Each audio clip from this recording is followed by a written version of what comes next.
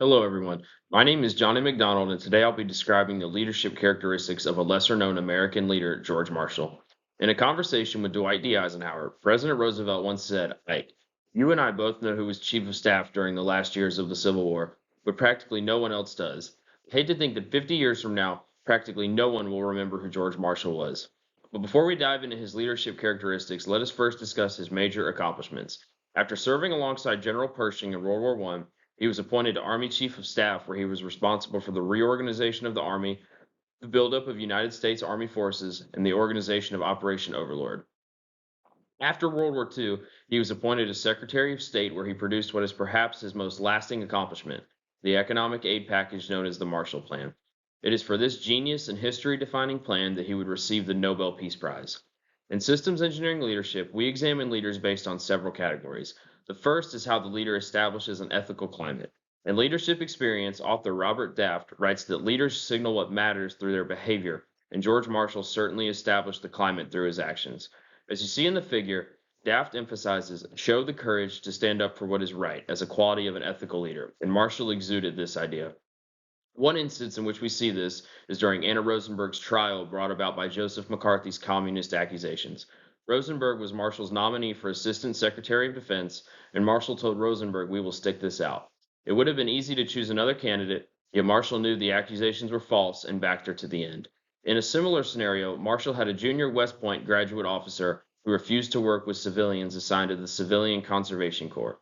When asked why he dismissed the officer over the infraction, he replied that one must find the necessary moral courage to do the right thing.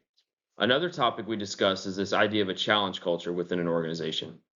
In the book A Challenge Culture, author Nigel Travis defines this as an environment where people are expected to question the status quo and push back on assumptions.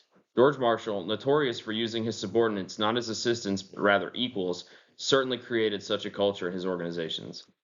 Whether it be asking, why do you say that during briefings? I'd like to hear from the opposition here and the proponents here during strategy meetings, or you haven't disagreed with a single thing I've done all week. Unless I hear all of the arguments, I'm not sure whether I've made the right decision.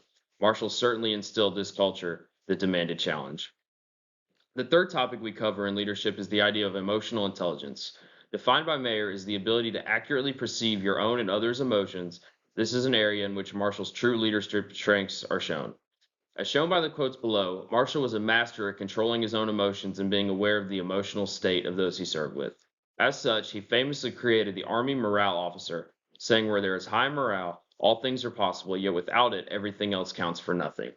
He was also well known for always controlling his temper, never showing anger, and never using colorful language that he deemed unprofessional and unnecessary. Final topic is the idea of followership, which allows leaders to effectively carry out their purpose. Daft identifies one key followership trait that Marshall clearly also supported, a make it happen attitude. He demanded action of his subordinates, even if the action was wrong.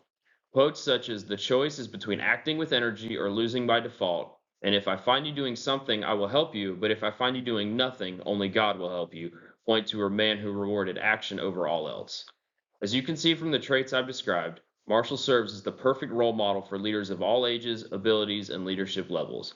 Although he lacked the charisma, grandeur, and public speaking ability of many of famous people of his time, he represents all that is good about servant, character based leadership.